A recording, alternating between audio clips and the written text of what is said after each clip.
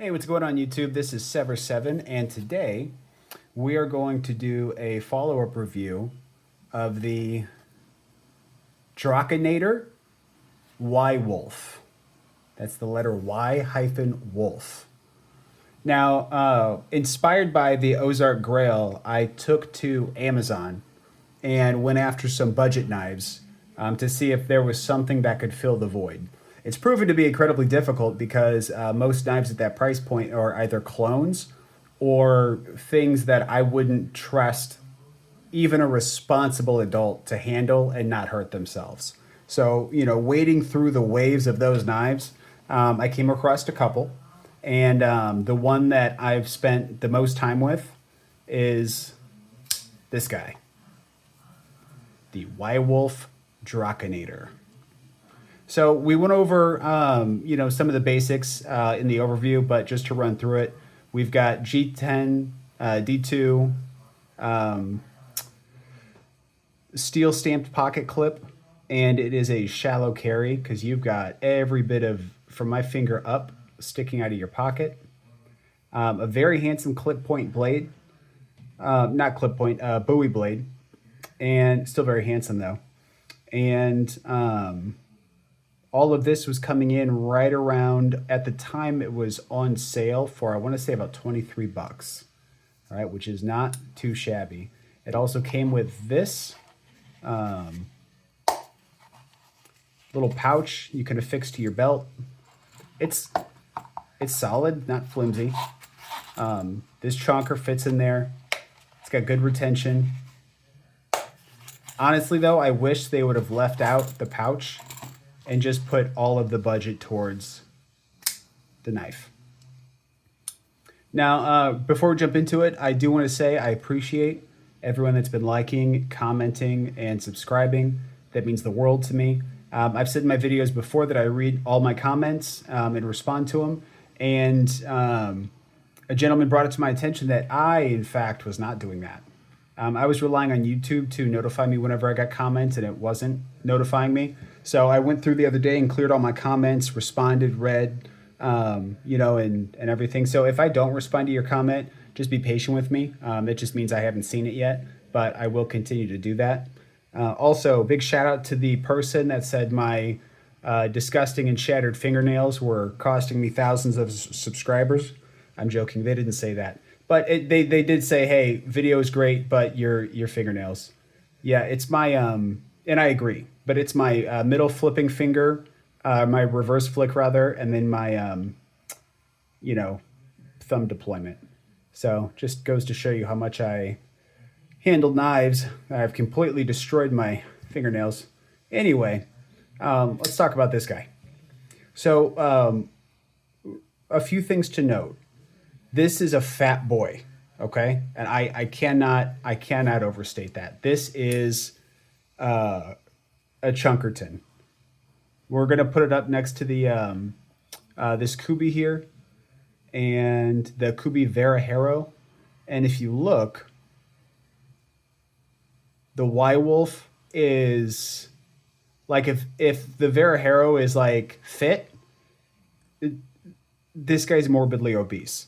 Let's bust out the calipers really quick. And I want you to know this because this is going to be part of your, your daily use is, what it's going to feel like in your hand. But all right, so at the clip. So the Verahero is coming in at 0.47 inches.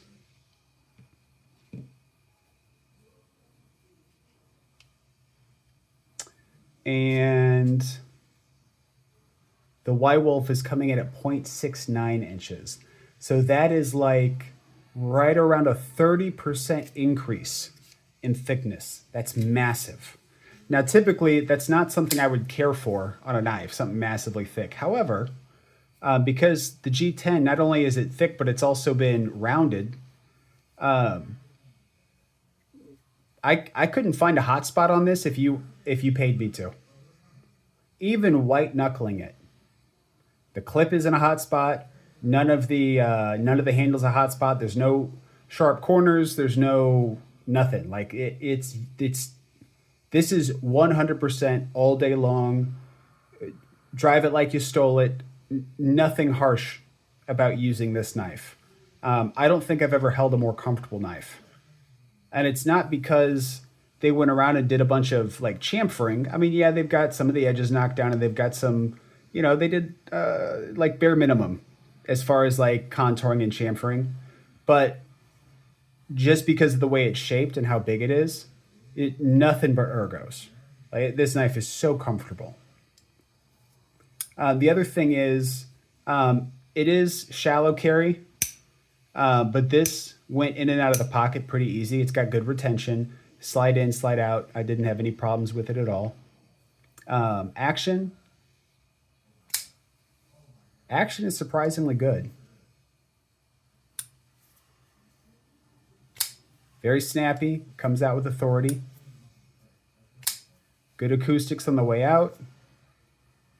Good acoustics on the way down. Then you have your reverse flick with this generous fuller they've provided us. Nice thwack. Easy deployment. This is quite fidgety. Now, the measurements that they have on Amazon for this knife are wrong. They say it's like a 4-inch blade and a 9-inch knife. That's not the case. We're sitting just shy of 3.5 inches for the blade, and then just shy of 8 inches for the overall length. So it is a full-size knife, but it's not gargantuan by any stretch of the imagination. Let's double check the hardware.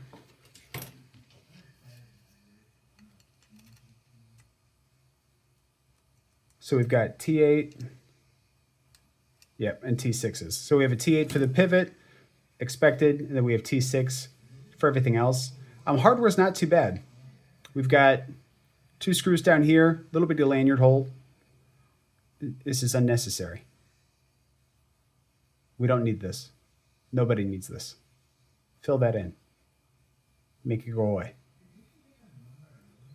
And then we've got same thing over here, except we got the pocket clip screws. This is not lefty friendly, righty only carry. Now, I put this thing through its paces. I cut a ton of boxes, a bunch of paper, and I didn't notice any degradation in cutting, right? Like I was still able to slice right through paper.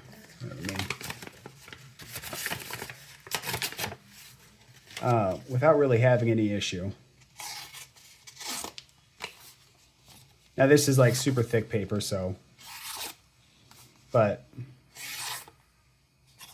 and this is after probably about, I don't know, 20 or 30 cuts, through boxes.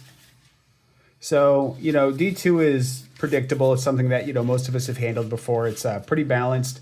The only downside is it's not technically stainless, but it's barely not stainless. And this black, what I assume to be PVD, because I don't think it's paint, it's definitely not DLC, is going to aid with that corrosion resistance because it's just giving it another layer to protect it, right? So, do I think this knife is worth it? For the not on sale, it's $28.99, right? So we've gotten pretty freaking far away from Ozark Grail territory, admittedly, right? This is about 3 times the price if it's not on sale, about double the price if it is. Is the knife worth it? Well, if you like a bigger knife, damn it. If you like a bigger knife, you like the acoustics, it sounds good to you. This is a super utilitarian blade shape because you've got that belly. You get that belly on the ground for nothing. Like it takes no effort to put that belly down. Now the tip is a little harder to get to, but who cares? You have all this belly that's just going to go straight down that you can pull. You can do your draw cuts with. You can do your, tape cutting with. With how comfortable the knife is, I would say this knife is well worth it at $28.99.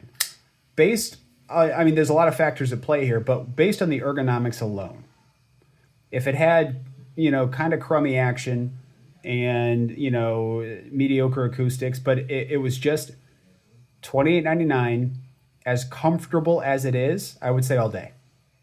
But whenever you add to the fact that it's, D2, which is a perfectly fine steel for 90% of the population, you add to the fact that it's got good fidgety action, you add to that it's got good acoustics, and not that I would use this thing, but you get this thing. And even though I wouldn't use it, I mean, it does attach to your belt. It's solid. You don't even have to break it in. You have a little spot here for a pen or a pencil. I mean, it just comes with it. Yeah, I really don't see how you could go wrong. So I will have this knife linked in the description. It's not an affiliate link. I do want to say I appreciate my subscribers, everyone that interacts with the video. All the feedback that you guys have given me has been incredibly helpful. Please follow me on Instagram at SEVRSEVN Sever7 SEVRSEVN, and please like and subscribe. That helps the algorithm out, helps me out, boosts my ego a ton. And other than that, I mean, that's really all I have. I hope you guys have an amazing, fantastic rest of your day. We have a few more budget bangers coming up real soon. And, yeah, that's it. Thanks, guys. Appreciate you. Bye.